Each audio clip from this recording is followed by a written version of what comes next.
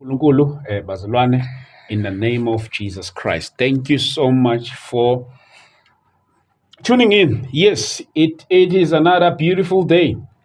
And a reminder, we'll be praying Lapane Soweto. You can check Dlamini Multipurpose Hall. Ilapho sobe sikhona khona. Bishop Pierre Chiliza, the great man of God.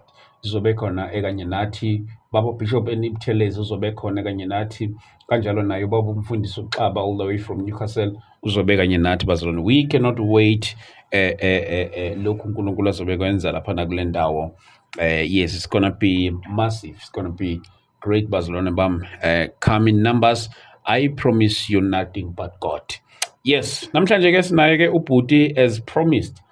Ekuthenini ukuthi sizowenza part 2 wengxoxo yethu bekade sinaye sizwe his journey of life, ikakhulukazi le ndoda yasithinta after ibone the episode mhla sinaloya mfowethu owayekade ekwi-Illuminati. So namhlanje sinayeke lo mfowethu la, namhlanje kuyena-ke ozosiqhubezela ukuthi imthinte kanjani lento, imthinta kanjani, how he relate njalo njalo zonke lezi zinto ngokuhlukahlukana kwazo. But before we start, I would love us to pray ngoba yonke into siyenza kuNkulunkulu, siyenzela yena njalo njalo.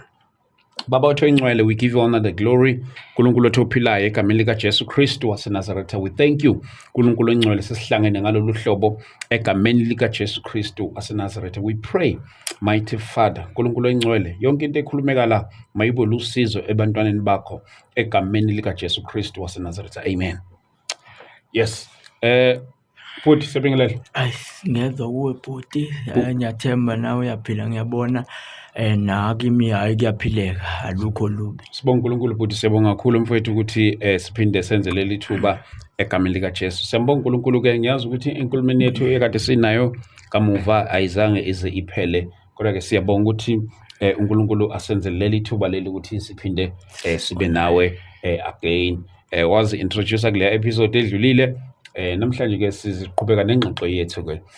Ngangifisa ukuthi siphinde sithinte ekuthenini ukuthi ayikhona indlela yokwenza ukuthi ubuyelane nomndeni wakho njalo njalo, yonke into iqhubeke ibe right. Kodwa nje before sizobe singena nakulokho ke, ngizothanda nje mhlawumbe ukuthi siqale sibuyele emuva kancane nomuntu ongayibona nge-episode yethu eyakadlule, sithi ukuketch up nje kancane as sikwazi ukuthi siqhubezele nengxoxo yethu esiyenza lapha namhlanje. Mfowethu, sixoxile la phambilini sakhuluma ngazo zonke izinto ezenzakalayo neyikhona empilweni yakho, wasivezela nangezinto ekuthenini ukuthi engiyazi eyebaluleke kakhulu engiyikhumbulayo, kuzivezela about usisi okwaba sebudlelwaneni naye kanti uthwele, xa ngisho njalo kanti uthwele.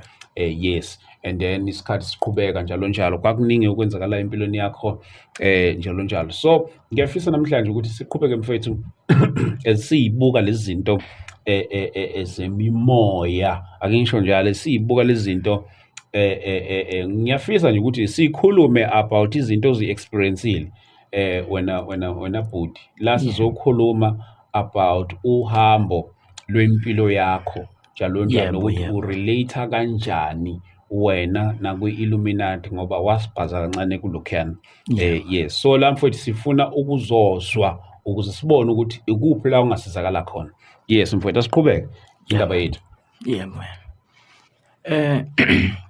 Ubuyela nje ngicathi imibuzo ke uzongilida baba ngemibuzo. Ngiphendule mina. Yebo. Akusize la kwi-Illuminati. Yes. Njoba ngangishilo ke kule episode edlule ukuthi umfoloya ngesimo sokuthi mina vele bengizazi ukuthi ngiyakwazi ukuphuma emzimbeni ngihambe ngemkhathini. Nanokuthi bengibona ukuthi labantu ngiyakwazi ukuxhumana nabo lapha emkhathini. Lo mfo empeleni mangikhuluma iqiniso uye owangicelayo. Empeleni umuntu oseke wazama before ukuyijoyina, kwasho ukuthi akwenzeki. Uthola abantu abadlala ngayo. Nami-ke ngokuthi ngabuka ukuthi lento akhuluma ngayo lo mfo mina labantu ngiyakwazi ukuxhumana nabo. Yes. Ngase ngisebenzisa lelo thuba lelo ngoba uye futhi wayecelele ngase ngithi hayi no endoda kulungile ngicela ukuthi ulinde mina uzozwa ngami. Then ngoba ke nginalento vele eyenzakalayo and manje sengiyakwazi ukuyilawula ngase ngiphume emzimbeni ngase ngihamba ngemkhathini. Okay. Uma ngifika ke emkhathini akhona ke amadoda engabonana nawo lapha. Okay. Ayi4 iwona nje engathi nje ngithi uma ngifika ngasemnyango ngoba umuzi walapha umiso kwethuna. Umuzi walapha phakathi inside kunemphongolo kaKhonkolo egcwele igazi. Umphongolo nje yakhiwe nje mkhulu. Okay. And futhi ayigcwali. Inegazi leli gazi angazi ke litholakala ngandlela njani. Kodwa khona kula kunendlela ezimfihla abalithatha ngayo ngoba nami anginalo ulwazi kahle kodwa apha nje ubona kwenzeka ingozi. Okay. Ikhona ingozi ezenzeka true ngenxa yalaba bantu. Ebese bethola igazi angazi ke balithola kanjani lize ligcine kufike kuleya ndawo. Yeah. Ngaze ngiwatshela lamadoda ngathi kunomfo okanje kanje uthi ufuna ukujoyina kanje. Base bethi labantu kumina no buyela kuyena sicela iID number yakhe. Okay. iID number yakhe namagama akhe nesibongo sakhe. Yes. Hayi ke ngavuka ngamthinta ndoda kufuneka iID number yakho, kufuneka negama lakho, kufuneka nenamba yakho. Izona indlela ezilula futhi abakuthola ngazo futhi laba bantu. Okay. Ngoba especially futhi emhlabeni abantu benama ID benayo yonke into yazi ID into enkulu kumuntu la emhlabeni. Nabo ke bakuthola ngayo iID number yakho. Yes. Ukuthi ukephi uyona abakufuna ngayo. Ingakho mawusulapha emkhathini unikwe icode yakhona okuyiyo ukuzothi mabekufuna bakubheke ngayo ukuthi ukuphi nendawo wenzani ngasikhatsini. Okay. Ngenza njalo ke ngase ngithi hayi ndoda yanginika ke linsizwa yonke information yayo. Ngase ngithi no hayi khuleka shiyela kumina. Ubenginika into engisuke ngiyidinga ngithi no shiyela kumina. Yes. Mina ngiyazi ukuthi ngizophuma emzimbeni ngihambe ngemkhathini. Uma ngifika emkhathini ngifike ngibanikeze yonke ke info yalomfo lo ngithi hayi nayi information yakhe yona yonke le. Yes. Ebese bethi labantu shiyela kuthina. Ngoba ngamtshela ngathi hayi no bathe awulindeke njengamanje. Ubhuti walinda waze wagcina ukuthi kuyahamba ke uyaqhela eduze kwami wahamba ke umuntu osebuyele emakhaya. Okay. Okushuthi ke waqhubeka ke labantu bamfuna baze bamthola ngendlela abamfuna ngayo bagcine bemthole ngayo.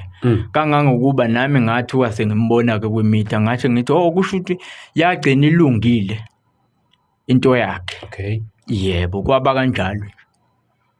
Ngabona ukuthi kushuthi hayi kwagcine kulungile ngoba wagcina eseqhelile naseduze kwami sagcina sesingasaxhumana. Angibange ngisazi ukuthi kwenzakalani.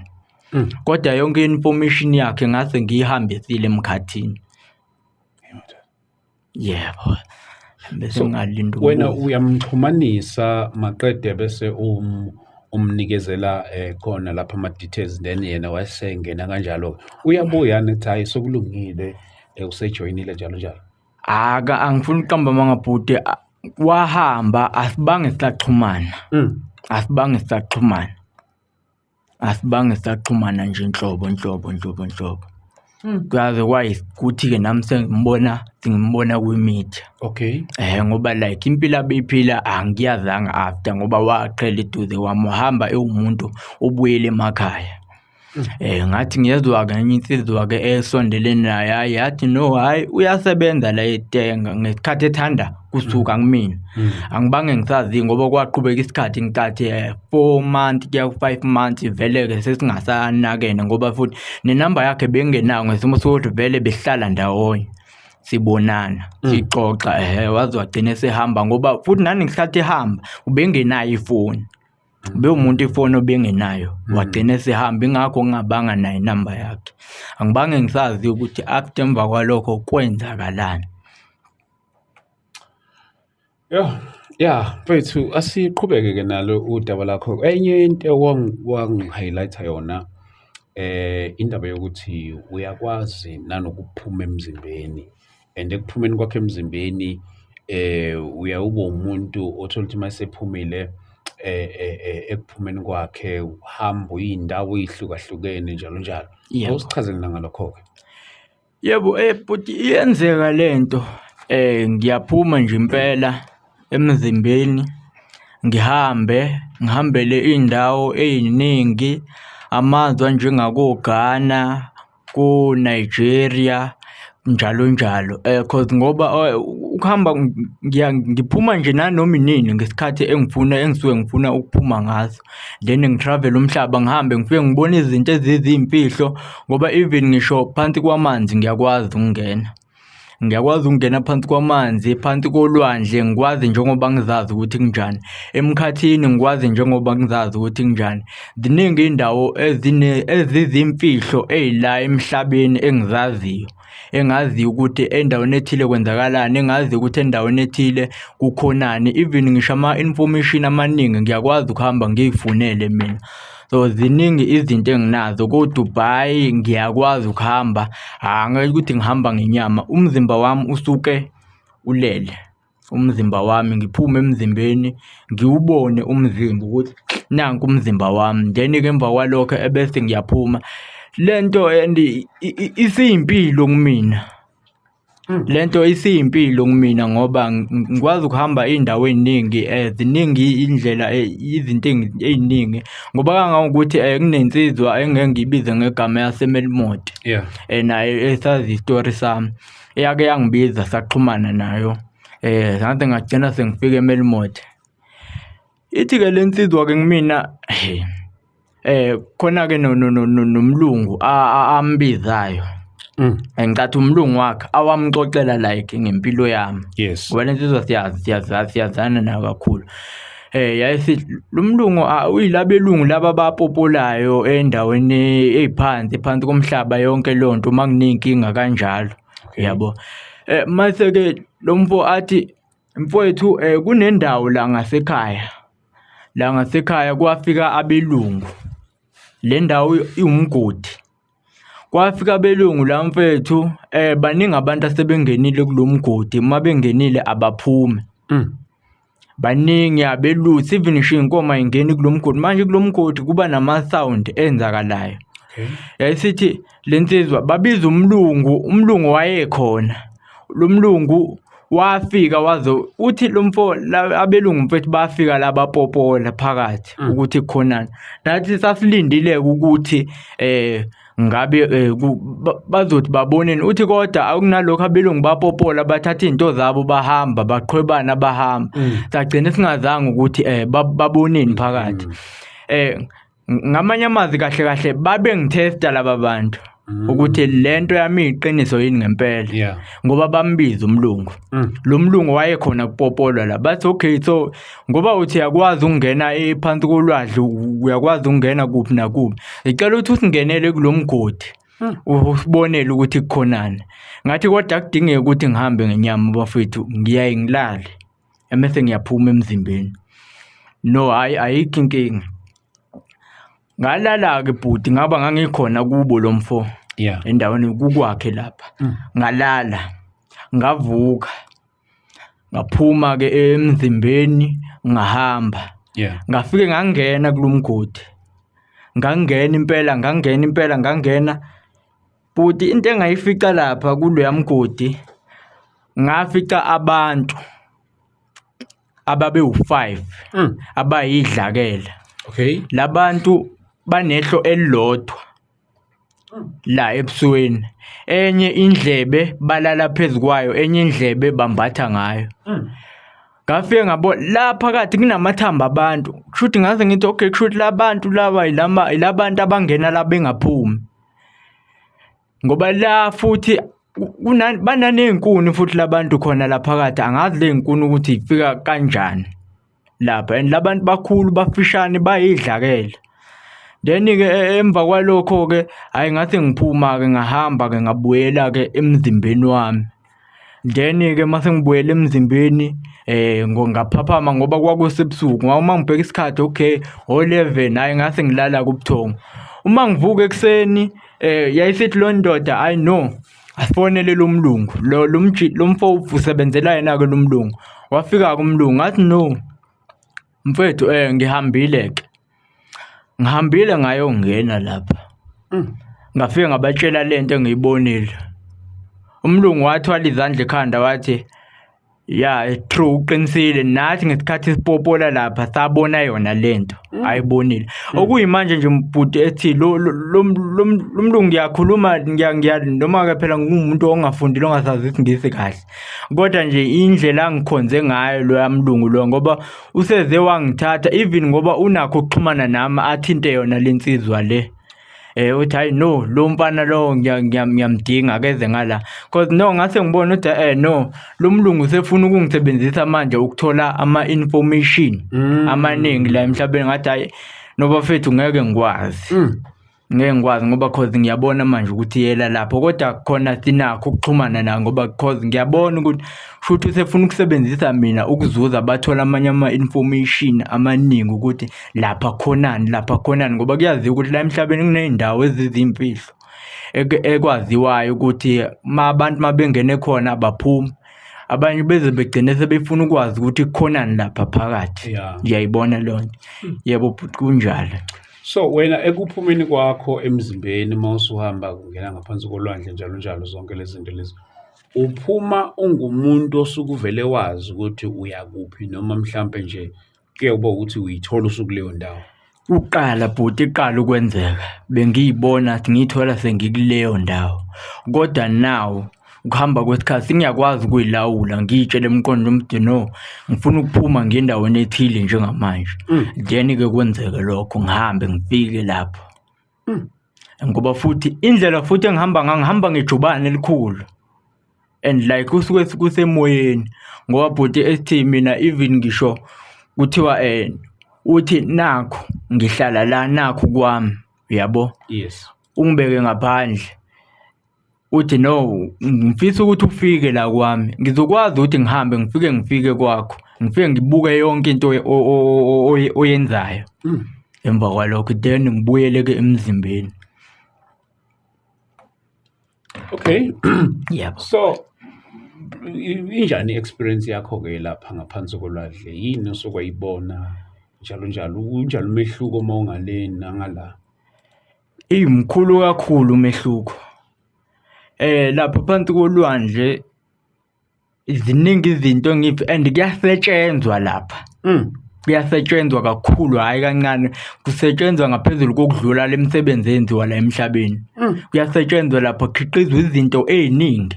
Njoba ngiye ngasho bhuti ngathi baningi abantu abakwi-Illuminati imoto abantu abakwi-Illuminati bakhanyiselwa emkhathini wasolwandle ngoba even ngisho ama-owner ama-app amaningi engeke ngize ngiwasho amanye ama-apps akhona abasunguli bawo bakhanyiselwe ngaphansi kolwandle.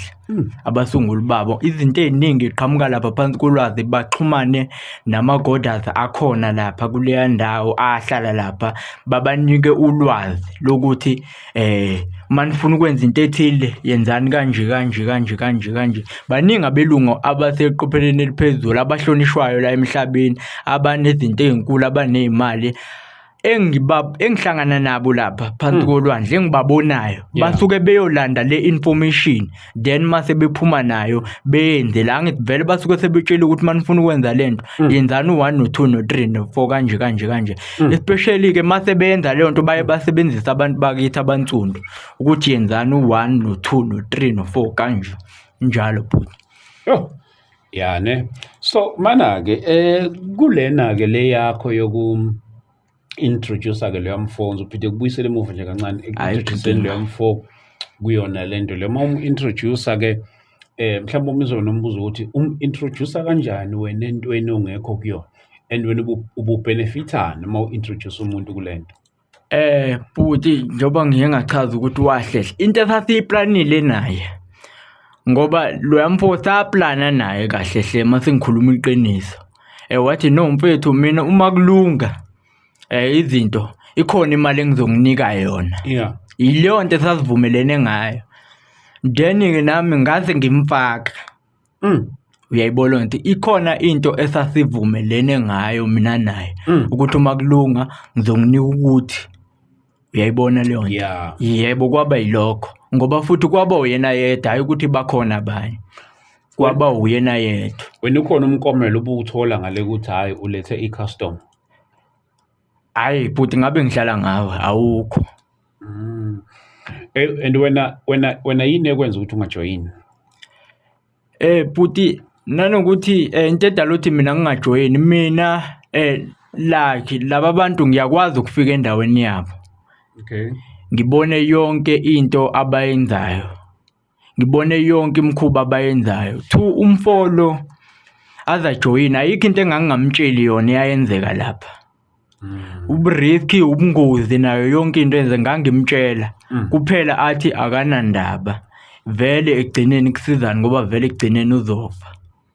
Ngiyayibona lonto. Ayikho into engangimfihlela yona. Ngangimtshela yonke into. Wathi noma ngathiwani ngathi mina lapha abanye bakalelwa iminyaka mfowethu. Abanye bakalelwa 5 years. Bengimtshela uyakwazi lokho na even ngathi uyaxhunywa uyabuyisa manje uyazi bengimtshela ngithi mfowethu imost abantu abakwe-Illuminati abanakho ukuthula enhlizweni zabo ngababona behamba ngayo yonke into benemali beri ukuthula banakho bayabalisa. Wena ungayitshela ukuthi hawu nabo baba kuyona nje bajabule bahappy na laphana bhuti uma kuleyanto uyaluntunjwa. Yabona ungababona bejabule behleka kumnandi injabulo yabo ibasemini uma kuqala khwalala liyabuya usizi lokuthi kunezinto ezimba ababhekana nazo ebusuku ezenzakalayo ezizimfihlo. Laba bantu eqinisweni uma sikhuluma iqiniso abajabule njengoba babona behleka besimalo basuke beactor hayi ngoba basuke bejabula ngokuseqinisweni. Bengimtshela yonke leyo nto ayikho into ebengimfihlela yona umfowethu loyo. Kedwa ke yena waqinisa ikhanda wathi unesibindi. Ngase ngithi no hayi kulungile. Wamgcina nini yena? Nagcinana nini? Sagcinana naye mzukwane ehamba emahlabathini. Sagcinana lapho. Vele wahamba futhi umuntu ongenayo ifoni. Ingakho singakwazanga ukuphinde sixhumane sihlangane. Nanokuthi futhi la engangihleli khona ngicathi ngahlala u3 months nami ngase ngisuka. Okay. Yebo. Ngingazi ke noma mhlambe wake wazama ukubuya ezongifuna wangangifica angazi. Kuleya episode yethu yokuqala ukwathi enye into lapha wathi kukhona abanye abantu othola ukuthi ba right financial banayo yonke into kodwa omunye wawuzwaveza omunye wawuthi khona omaziyo kodwa umuntu ongakudla ukudla nhlobo. Baningi bhuti engibaziyo engixhumana naye abanye sixhumana ngaloku kuhamba engihambayo njoba ngiphuma emzimbeni. Bhuti ngike ngasho ngathi ya ukhona ongakudle ukudla engimaziyo ufake i-magic ring ebomvu luyabhuti owase Nigeria. Unemali uri kodwa ke angazi ukuthi yini anayo empilweni like amabhizinisi kanjalo kodwa but uyisigwili ugwilekile uyiNigerian uhlala emhlanga. Akakudla ukudla luyamfo and futhi uphila lempilo le ecishifane neyami ngoba naye uyaphuma emzimbeni ahambe kunendawo ezimfihla abafikela kuyona bafike bahubha abantu. Angazi le nto yenzeka kanjani bahubha abantu mabe bahubha bayabadla. Hayibo. Babadle labantu then mase bedlile umuntu mase ebuyela emzimbeni wakhe. Baphila leyo mpilo akakudla ukudla lwabhuti ngeke uzumthole e-restaurant. Phela ungamthole Ocean Mall ngoba nakho eyothenga izinto ezibiza izobukhazikhazi. Lwabhuti uyanyamalala futhi. Uyakwazi ukunyamalala ngokomzimba abe kwenye indawo. Lento mayenzeka izimfihlo. Angeke uzuyibo yenzeka uma yedwa ngoba kangawukuthi uyanyamalala aye kwenye indawo, anyamalala aye kwenye indawo afike enze imgilingwane ngokuthi noma ngabe kuthiwa kunengozi ezokwenzeka uyakwazi ukuthi ahamba athi ingozi mayiseyibona ngoba vele kunezinto ezimlawulayo then mase yanyamalala asuke imoto isale ihambe yodwa mase yadestroya yenze ingozi. 2 futhi ukhona omunye naye futhi wangaphandle ohlala eRichards Bay ongakudla ukudla odla indle njalo ngo6:30. Udla amakaka. Yebo. Awanezilwane noma awakhe self. Udla wakhe bhuti. Akugcini futhi lapho kune-rituals futhi ahamba yena uyakuthola ukuthi akazi ukwadla ke yena yourself.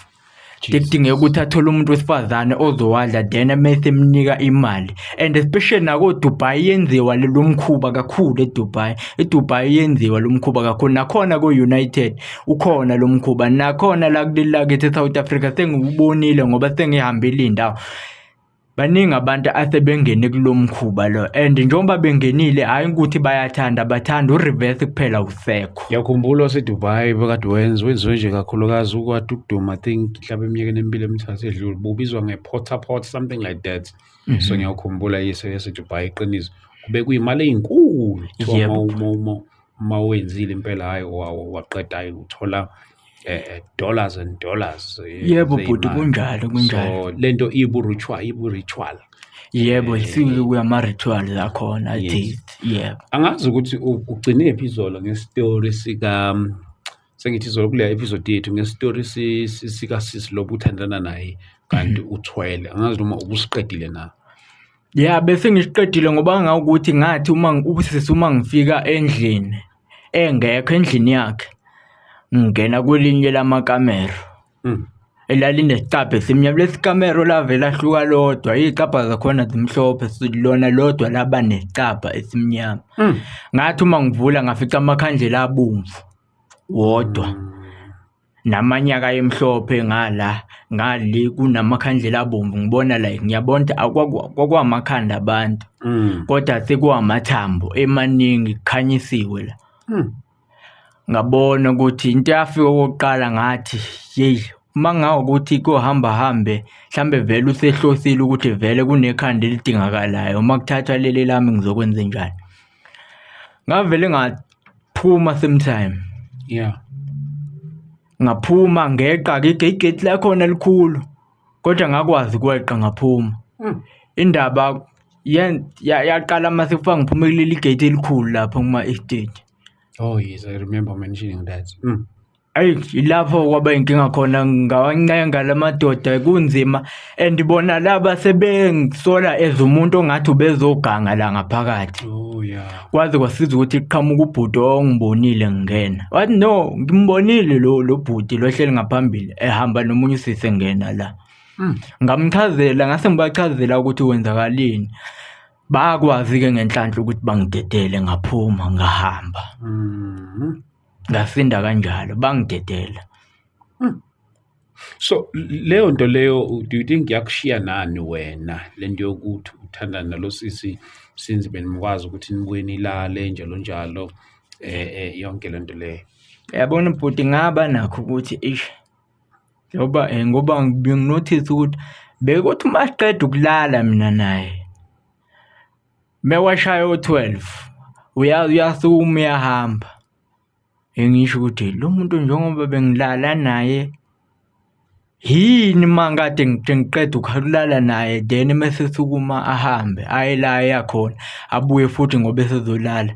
Kwaba nako nje ukuthi mhlambi khona into abeyenza engayaziyo mina. Ngoba bekuthi mesiqeda ukulala sithele yahamba. And futhi bengithatha ke angikhombisa indawo angihambisa amahotela aphezulu uyayibona yonke leyo nto. Yebo bhuti. Bazalwane niyaluzwa udaba lwakho mfowethu osivakashele la kuyona. Mfowethu mina into engiyibonayo mangilalela i-story sakho njengoba emzimbeni usaphuma. Bhuti angifuni ungasho namanje ngisakwazi ukwenza lokho. Uyakujabulela lokho? Ngathi njengamanje sengiyak-enjoya. Ngakusho lo sengiyak-enjoya ngoba isinesikhathi lento yenzeka. sengivele ngiphume ngiye la ngifuna ukuya khona, ngifike ngibuke lento eyenzakalayo ngiphinde ngibuyele. Njengoba sihlelana nje ungakwazi ukuphuma Ngingadinga ukuthi ngilale, kumele ulale ubuthongo. kumele ngilale ubuthongo then ebese ngiyaphuma emzimbeni. Oh, Yebo. so mina bhuti wami I think udinga usizo. I think uyalidinga usizo wena bhuti. Mhlawumbe ungasho nje ukuthi uyaku-enjoya konke lokho njalo njalo, Yebo. kodwa nje into yokuphuma emzimbeni ikakhulukazi ukuphuma kwakho uthole ukuthi mhlambe uhambela nasey'ndaweni I don't think leyo nto leyo it's normal. Kunjalo. Yes, mfowethu uyaludinga usizo. Mhlawumbe ukhona usizo waluzama, kungasesikho ukuthi-ke usizo lokuthi ungaphumi, kodwa nje usizo malungana nempilo yakho ngayo yonke lento le ohlangabezana nayo. Hayi bhuti, ngabe ngidlala ngawo alukho kangangokuba nanokuthi ezinye izinto ziyayidinga imali ukuthi ube nemali ukuze uhambe uyofuna usizo, uyayibona leyo nto. Hhayi ngabe ngidlala ngawe bhuti, alukho usizo esengihamba ngithi ngiyofuna usizo oluthile. Hhayi ngabe ngidlala ngawo alukho.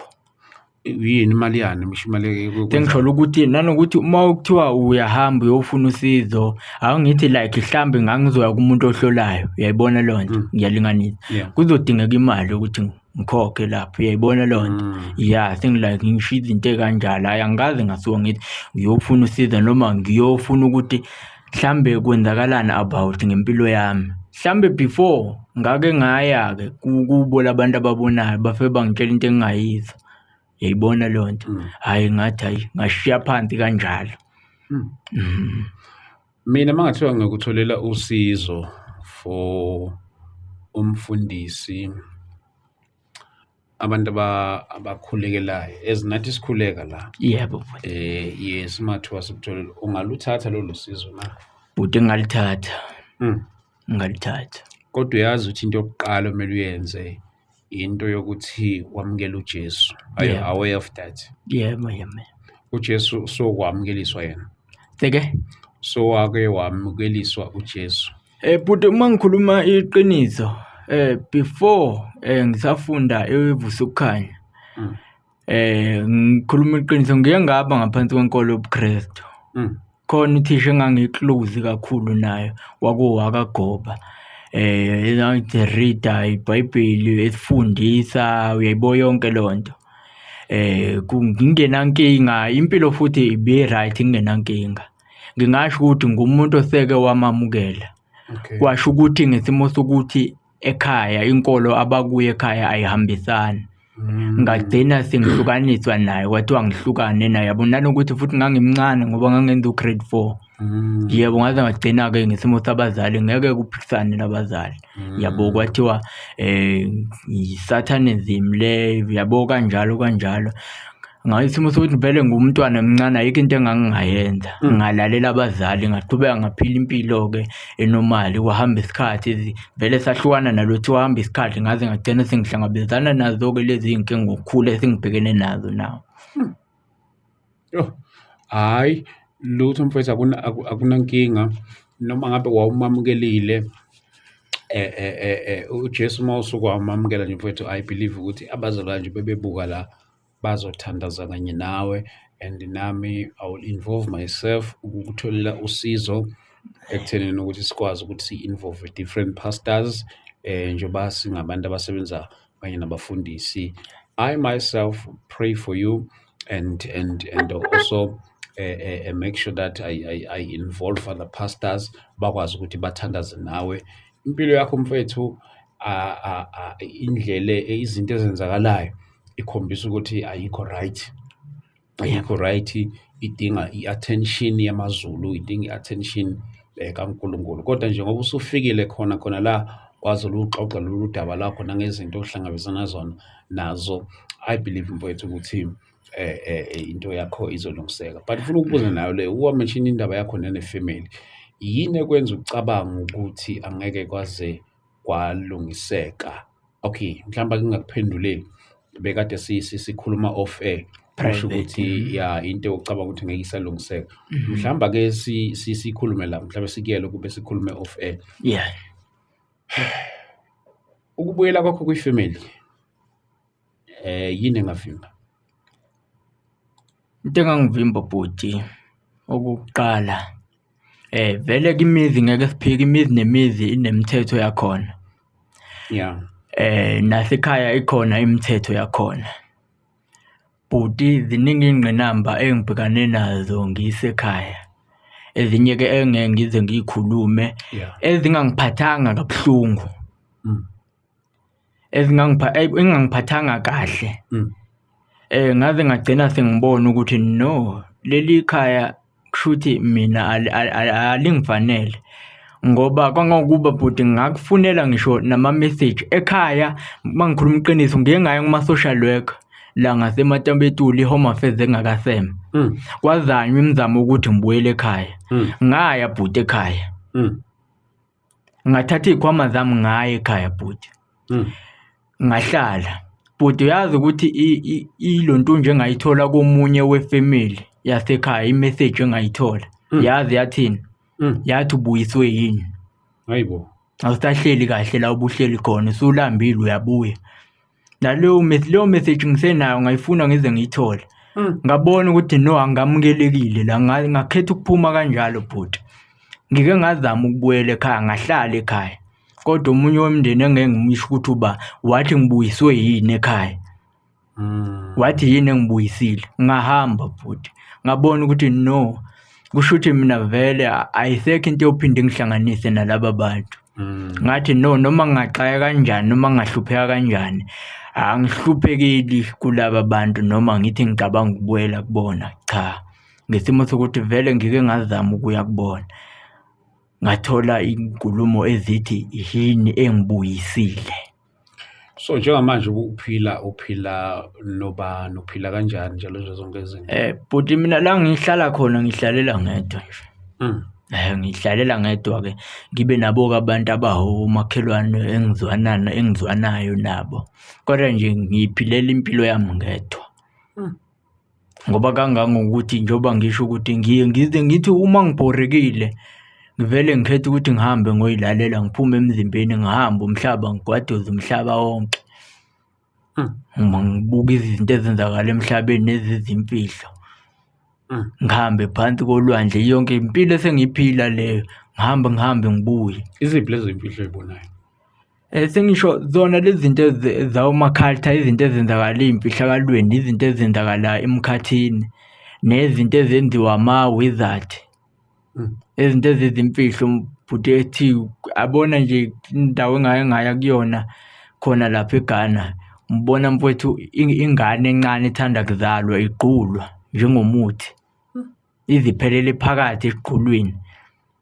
Leyo nto yenziwa ama-wizard. Into engiyibuka ngiyibona ngamehlo ami leyo nto yenziwa. Jesus. Ngabuka ukuthi kweminye imihlaba abantu kuphilwa kanje, kunama-village bhuti ekuphilwa kabuhlungu kuwo.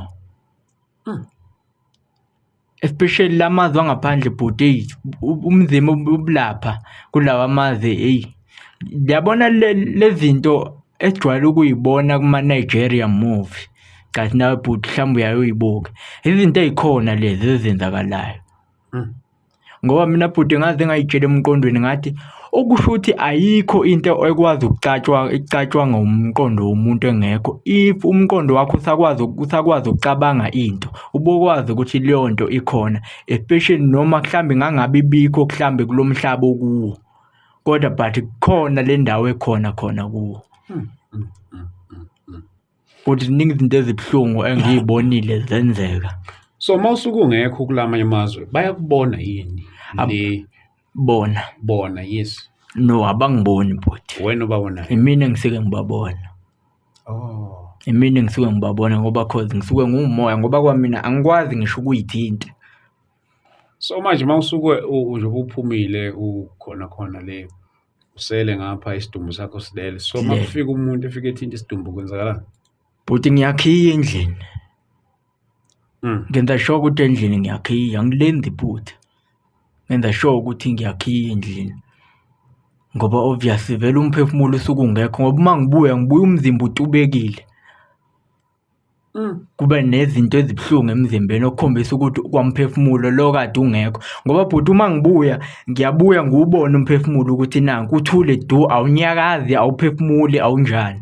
Then ngibe maqondana nawo ubuso kanje, ngoba uma ngilala izokwenzeka leyo nto, kufanele ngilale ngibheke phezulu ukuze ngizokwazi uma ngibuya ngibuke ngiqondane nayo ilo nto nje, then mese ngibuyela phakathi esidunjini, then mese ngiyaphaphama. So umuntu osuke engafica isidumbu sakho ungekho leseyokuyanga then ngiyangena Angangifica ngifile bhuti. so ufana nje umuntu ofile. Ngifana nomuntu osuke efile ngoba nami ngiyangibona angiphefumuli, anginjani, ngisuke ngithule du. Ugcine ukuphuma Leli sonto elidlule, kuba lonke leli sonto angikaze ngiphuphe. Kuleli sonto elidlule bhuti ngike ngaphuma ngahamba, ngiyakhumbula indawo engike ngaya kuyona la ngakoTanzania. ETanzania-ke ngike ngaya ngabuka iy'mpilo ey'philwa ama-Grandmaster khona, uyabo izinto ey'ningi engiyibonile khona. Ngahambela ngoba indawo yokugcina-ke engigcinele ukuhamba kuyo la eMpumalanga, eHazyview, kunendawo ethiwa iHazyview eMpumalanga. Okay. La eSouth Africa ukhona bhuti umuntu oyi-Grandmaster, oyi-wizard ngamanye amazwi, uyedwa vo. Uyimfihlo, umswati futhi lo baba. Bhuti ngikwazile-ke ezinye izinto bhuti ngiyakwazi ukuthi ngiyibone, ngizama ukuthi ngiyifune ngefoni, uyayibona leyo nto. Ezinye mhlambe ngigcine ngayitholanga. Lo baba lo ngize ngamthola, even ngisho nginazo ngisho iy'thombe zakhe la bhuti, ngizokukhombisa indlela agqoka ngayo. Akagqoki njengabantu, uyi-wizard naye. Indawo ahlala kuyona eseMpumalanga iy'mfihlo, naye uthwalisa abantu, wenza yonke leyo nto. Naye ngathi uyingxenye lama-wizard athi akwazi uku-challenge uNkulunkulu, ngoba bhuti lapha emzini wayo le wizard bhuti unesihlahla esikhuluma njengomuntu. Hayibo. Ngaphansi sikhiqiza uju. Jesus. Bhuti ngizokutshela into ongeke uze uyibhilive. Leya wizard bhuti iyakwazi ukuvusa umuntu ofile, especially umuntu umeshone ngeSunday noma ngoMsombuluko. Phakathi kwalezo nsuku umeshone ngalezo nsuku, umuntu umeshone mhlambe Sunday noma ngoMsombuluko, iyakwazi ukuthi imvuze. Ngisho izinto engifike ngiyibone lapho. Why kulezi nsuku lezi? Bhuti nami angazi-ke, ngabe ngidlala ngawo ngazi. Kodwa nje ngiye ngibone ukuthi okay, umuntu mevuke, ngoba ngiye ngifike khona ngibuke i-communicator ikhuluma nabantu ukuthi no, hayi umeshone kuyisonto lo muntu usangavuka, noma umeshone kuMsombuluko usangavuka, kodwa but umeshone kuholunye usuku ayinawo amandla okumvusa. Leya wizard bhuti uma kufika abantu bezothwala, kufika abantu abawu-3 ngosuku, abeqi kuleyo nto. Ngikhuluma ngomuntu okhona kulelizwe. Yeah. Yebo bhuti kunjalo. Uthi la umuntu oyedwa khona la eSouth Africa. Yebo uyedwa vo. So lo muntu lo uperforma nama-rituals? Yebo nayo uyakwenza konke lokho. Mapha ama-rituals awenzayo? Bhuti izinto ey'ningi, ngoba ngitholile ukuthi uyaxhumana nawo lama-wizard ale ko-Tanzania, Ghana, kuphi nakuphi. Kangangokuba ezinye zezinto ezenziwa ama-Grandmaster ali nayo uyakwazi ukuzenza. Uyakwazi ukuzenza. And-ke yona-ke leya wizard i-rich-ke yona wizard engisayibonile, ngoba inanemizi ey'ndaweni ezinguma-estate, kuma-suburbs. La ndawo ekuyona la okuyisigodlo sayo khona indawo enkulu eyihlathi. Kangangokuba uma uya kuyena awufiki ngalolu suku osuke uya ngawo, udlulele ey'ndaweni ey'ningi, ngoba uma uya khona uphatha imali elingana nenani leminyaka yakho. Usho uma una-25 uphatha imali ewuhlwezi ewu-25, udlule ey'ndaweni ngathini kuney'teshi odlula kuzona. Uma uya khona udlule uphose imali, wenziwe khona ulale lapho kuleyo ndawo, kusasa udlulela kwenye indawo, kusasa until uze ufike kuyena. Yebo bhuti kunjalo. Ne mfowethu, uNkulunkulu uzokusiza mani, siyamkholwa kakhulu uNkulunkulu. Ayikho into engaphezu kwakhe. There is nothing above God. There is nothing even beyond his word. uNkulunkulu ke mfowethu ngibabonile ke nabantu engibaziyo uNkulunkulu abasebenzisa ey'meni ey'fana nalezi bekhululeka abantu bekhululeka kakhulu. So uNkulunkulu siyamkholwa mfowethu ukuthi uzokusiza awufikanga ngephutha khona la. Okwathinta nale ndaba ukuthi kwagibela ibhasi walifica linabantu abangakhulumi. Yebo Konje leyo bhuti. ndaba uyiqedile yona? Yebo, ngikhulume ngayiqeda kodwa bengisangayiphinda uma ungagculisekile.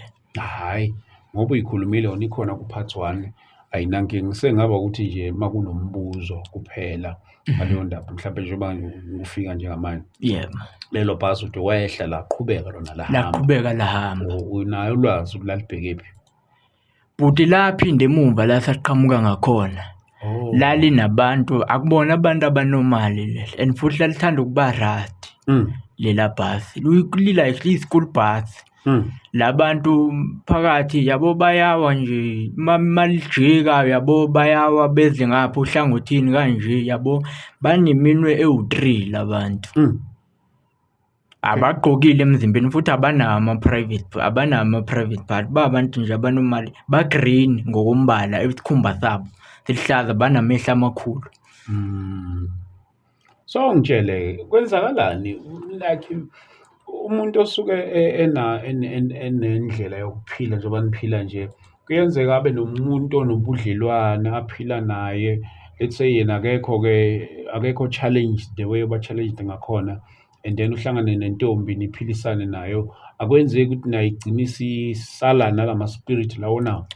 Bhuti into eyenzakalayo leyo kakhulu ngoba mawusuke ulele nomuntu onamoya ethile engathi okuyimoya yobumnyama, noma umuntu uma enespirit ethile, once walala nayo lowo muntu, khumbula i-sex bhuti umoya, ihlangane ngikhathi ulala nayo kuhlangana umoya wakho nomoya wakhe, ama-spirit akhe ayasalela kuwe. Yebo bhuti, kunjalo, kuliqiniso nje lelo. So yabona-ke ukuthi udinga usizo mfowethu. Yebo. Ya, nolidinga kakhulu. Bazalwane bami, ngicela ukuphosa le challenge kunina nonke lapho emakhaya egameni likaJesu ukuba sikhulekele umfowethu la o-challenged ngalolu hlobo egameni likaJesu. Ngiyacela nje bazalwane, noma ngabe ikuphi la ukhona khona, sikwazi ukuthi sithandazele umfowethu enkingeni ahlangabezana nayo. Bazalwane, ngiyathanda kakhulu ukuthi into abhekane nayo masingayithathi kancane bazalwane, une-challenge eserious lo mzalwane. So ngiyacela nje ukuphonsa le challenge wona wonke umuntu omzalwane nawona wonke umuntu okholelwa emthandazweni ukuthi nansi impilo kamfowethu. La sizoba nomkhuleko nalaphana eSoweto eDlamini Multipurpose ngomhla ka-24. We'll try ukuthi mhlampe mayikhona indlela akwazi ukubuya umfowethu ukuze azokhona ukuthandazeleka njengoba siyobe silaphana eDlamini Multipurpose Hall. Kuyobe kunabafundisi very gifted anointed man of God azobe sinawo khona laphana, engimmonile uNkulunkulu ewasebenzisa ey'ntweni ezifana nanjengalezi. But before we pray mfowethu, angazi noma mhlampe kukhona yini ofisayo nawe ukukusho nokukugcizelela before sidlulele emthandazweni bese sivala ishow yethu. Yebo bhuti, engingakusho ukuthi ngabantu kuhlasimbe mangawukuthi ngiyazi ukuthi angingedwa, angikusho lokhu bhuti, angingedwa umuntu obhekene nale nkinga yokuphuma emzimbeni kanje. Ikhona futhi nentokazi engiyaziyo esemlazi. Ngiyafisa ukuthi abantu bayikhulume lento ababhekene nalesimo engibhekene naso, bangayifihli, bengathuli nalento ngoba suke singazi ukuthi idalwa yini, iqaleke kanjani. So nanokuthi sibheke nabantu esihlangana nabo, nabantu yabona lento, especially lento ukuhamba ulala nabo bonke abantu, iyingozi enkulu leyo nto, ngoba ulala nomuntu kusalela umoya wakhe kuwo, naye futhi uthatha umoya wakho. Asobabheka nabantu esihlangana nabo ngaphambi kokuthi nenze izinto ey'julile ngoba kunzima khona, angifuni ukungasho. Okay. Bazalwane bami la emakhaya, siyambonga kakhulu uNkulunkulu kakhulu egameni lika Jesu Kristu waseNazaretha. Ngiyacela nje all the intercessors akhona abukelile la namhlanje, if possible, bazalwane bami kule minute le, please do join us kule prayer, praying for our brother, praying for his family, njalo njalo nabo bonke abantu abaxhumene naye. uNkulunkulu akwazi ukuthi asize naye ubhuti esinaye la namhlanje egameni lika Jesu Kristu. Ngiyacela kuwona wonke ama-intercessors asibukelayo ey'ndaweni zonke ey'hlukahlukene, can we join in prayer, bazalwane bami, as we are praying for our brother here, very very very challenged, okwenzeka izinto ezi-stranged egameni lika Jesu Kristu waseNazaretha. Siyabonga kakhulu my brother.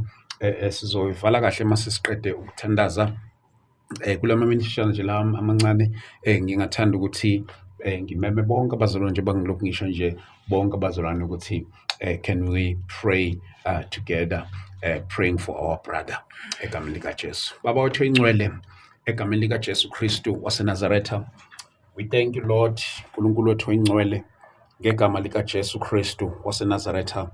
Heavenly Father, uNkulunkulu wethu ophilayo, ngegama lika Jesu Kristu waseNazaretha, we pray, uNkulunkulu wethu oyingcwele, we join our hands together for our brother in the name of Jesus Christ. Mighty God, we thank you Lord, uNkulunkulu wethu onamandla onke, egameni lika Jesu Kristu waseNazaretha. Sikwethembile Baba, sikubonile usebenza ngamandla ey'mpilweni zabantwana bakho nasey'mpilweni zethu uqobo. uNkulunkulu wethu oyingcwele, usikhulula kuwo wonke amakhamandelo obumnyama egameni lika Jesu Kristu waseNazaretha. Baba, sibiza leli igama lika Jesu, sithembe lona uNkulunkulu onamandla, namazulu uqobo athembe lona. Baba wethu onamandla onke, egameni lika Jesu Kristu elithi izwi lakho wathi sewumphakamisile uJesu, wasumnikeza igama eliphezu kwamagama onke, wathi amadolo wabo bonke abasemhlabeni, emazulwini nangaphansi komhlaba, uNkulunkulu oyingcwele, ayoguqa livume nazo zonke izilimi zonke ziyokuvuma uNkulunkulu wethu oyingcwele egameni lika Jesu Kristu waseNazaretha. Yonke imibuso uNkulunkulu wethu oyingcwele, awukho umbuso ongaphezulu kwalombuso uNkulunkulu onamandla egameni lika Jesu Kristu waseNazaretha. Baba, siyathandaza uNkulunkulu wethu oyingcwele, the life of our brother in the name of Jesus Christ. Baba wethu oyingcwele, simemezela inkululeko, uNkulunkulu onamandla, simemezela inkululeko phezu kwempilo yakhe egameni lika Jesu Kristu waseNazaretha. Baba wethu oyingcwele, uNkulunkulu, we are proclaiming, oh God, deliverance upon his life in the name of Jesus. Baba wethu oyingcwele, siyamthandazela ngegama lika Jesu Kristu waseNazaretha. Moya weqiniso, moya wamandla, Baba wethu olungileyo, ngegama lika Jesu uKristu waseNazaretha. uNkulunkulu wethu oyingcwele, mkhumbule Baba wethu onamandla ngegama lika Jesu Kristu waseNazaretha. Baba wethu oyingcwele, in the name of Jesus Christ, we are silencing, oh God, each and every spirit of God that is tormenting him in the name of Jesus. Oh Lord God, each and every spirit of God that is pulling him down, oh God, we neutralize it in the name of Jesus. Ngegama lika Jesu Kristu waseNazaretha. Baba wethu oyingcwele, siyathandaza moya weqiniso in the name of Jesus Christ. Lord God, uNkulunkulu onamandla, we paralyze Almighty God, uNkulunkulu wethu oyingcwele, nakho konke okuphazamisa impilo yakhe, uNkulunkulu wethu oyingcwele, egameni lika Jesu, nakho konke okumisa impilo yakhe, Baba wethu oyingcwele, muvikele, mkhusele, umfihle egameni lika Jesu Kristu waseNazaretha. Baba wethu oyingcwele, siyathandaza uNkulunkulu wethu onamandla onke, in the name of Jesus, in the name of Jesus, in the name of Jesus, in the name of Jesus, ngegama lika Jesu, kalibitso la murena Jesu, ngegama lika Jesu, egameni lika Jesu, in the name of Jesus, igama lika Jesu, sibiza igama elinamandla namandla sikwethembile nkulunkulu akekho omunye onjengawe akekho omunye ofana nawe baba wethu oyingcwele nkulunkulu wethu onamandla onke sikubonile ubakhulula abantwana bakho ubalanda kuphi emkhathini ehlukahlukene nkulunkulu oyingcwele egameni likaJesu Kristu moya ingcwele deep in the kingdom of darkness ubalanda ngesandla sakhe sinamandla egameni likaJesu Kristu waseNazaretha. We are presenting, oh God, the life of our brother who's challenged, Almighty God, in the name of Jesus.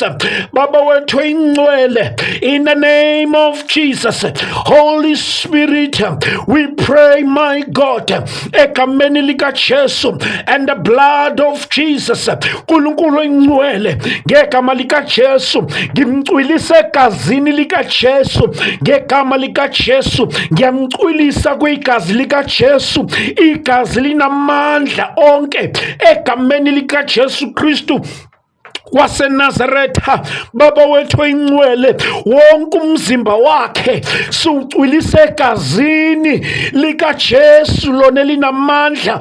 Almighty God, simemezela ukuphila, simemezela inkululeko, simemezela ideliverance in the name of Jesus, in the name of Jesus, the name of Jesus, the name of Jesus, the name of Jesus. Moya ingcwele, we thank you nkulunkulu wethu onamandla onke egameni likaJesu Kristu waseNazaretha. I pray, my Father, for the life of my brother in the name of Jesus Christ. Protection, Almighty God. Nkulunkulu wethu engcwele ukufika kwakhe kule ndawo nkulunkulu onamandla, we are declaring akusophinde kufane ngegama likaJesu Kristu waseNazaretha. There shall be a change upon his life. There shall be a change upon his life. In the name of Jesus Christ. In the name of Jesus. In the name of Jesus. Oh Lord God. Egameni likaJesu Kristu waseNazaretha. We thank you, Father, for the deliverance that is taking place upon his life. In the name of Jesus. We thank you, Lord. Ngegama likaJesu Kristu waseNazaretha. Amen. My brother, can you say these words after me? Egameni likaJesu Kristu waseNazaretha.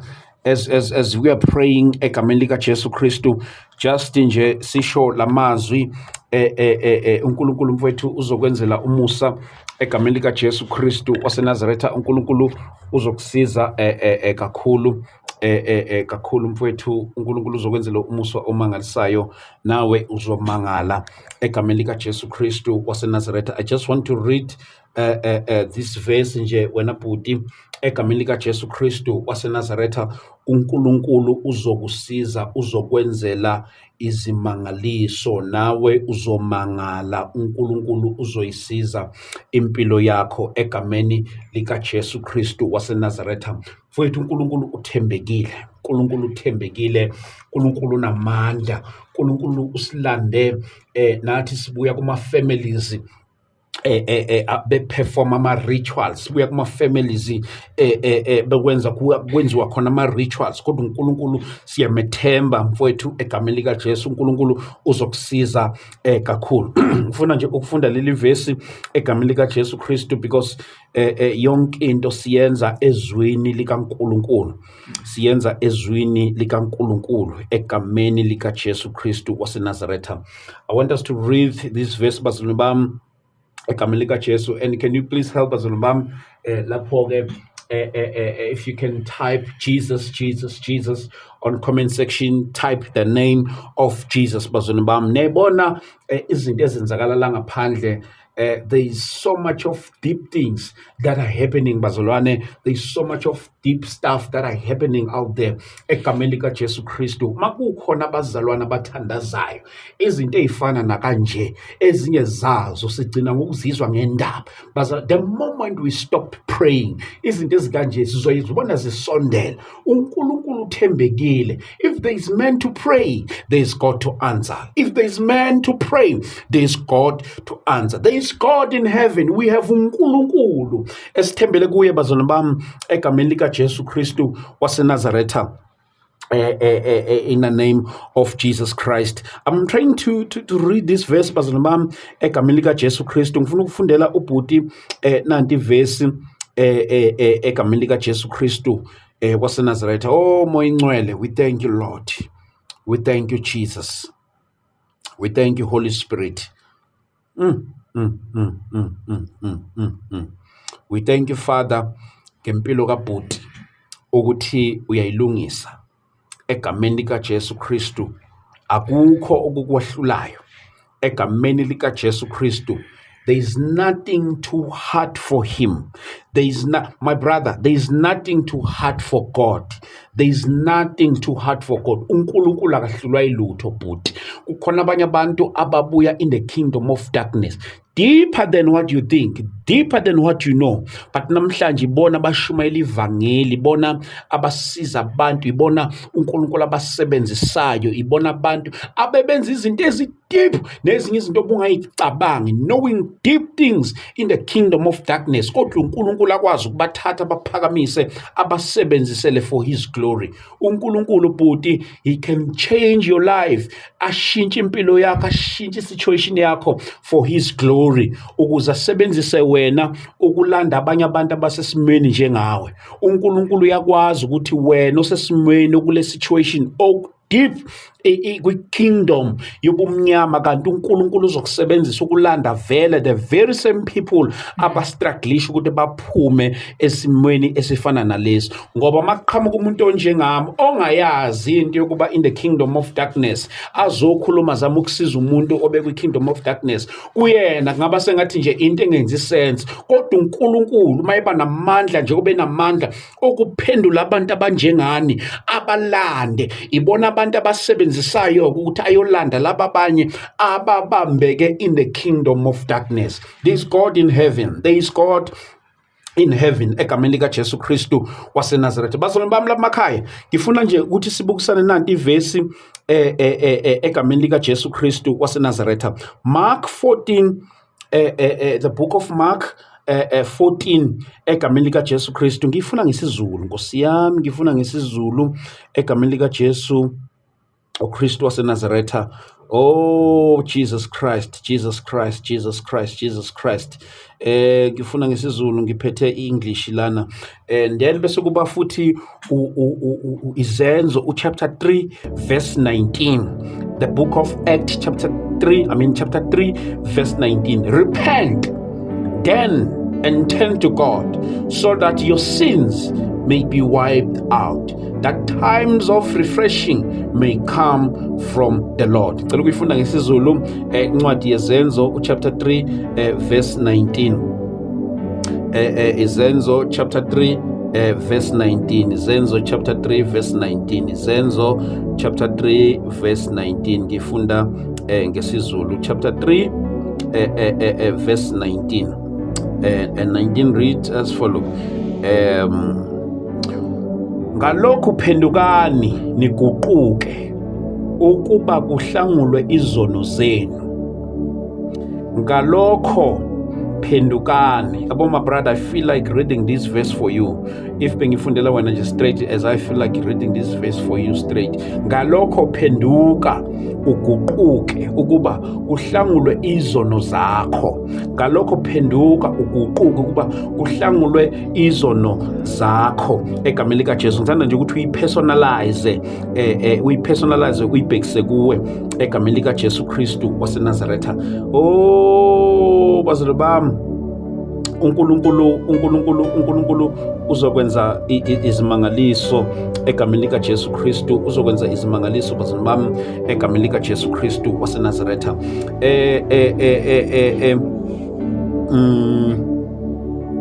No. Chapter 3 lobe ngimfuna. Yes. Ngalokho phenduka uhlangulwe izono zakho my brother. uNkulunkulu uma uphendukela kuyena, uthembekile mfowethu. Thembekile mfowethu, uNkulunkulu uzokwenzela mfowethu umusa omangalisayo. uNkulunkulu uzomangala nawe. Yonke lento le uyothi after some time kwayona le episode kuwena iyobe siyisikhumbuzo, usuthuka nawe ukuthi hawu mina ngeke ngashare into efana nenjengale. Wena konke lo kube umlando, kuphenduke njenge-history. uNkulunkulu mfowethu uthembekile egameni likaJesu Kristu. Ngicela nje usho lamazwi mfowethu emva kwami, and then we pray egameni likaJesu, and then bese ngikukhulula mfowethu. Awuthi Nkosi uJesu, namhlanje ngizibuyisela kuwe. Ngiyacela ungikhulule, ungihlanze ngegazi lakho. Sukela namhlanje ngiyathandaza ngenzo wakho. Konke engikwenzile uNkulunkulu ngizibuyisela kuwe. Ngiyacela namhlanje ungibambe ngalezo zandla, ungabe usangidedela. Ngikhiphe ebumnyameni, ungifake ekukhanyeni.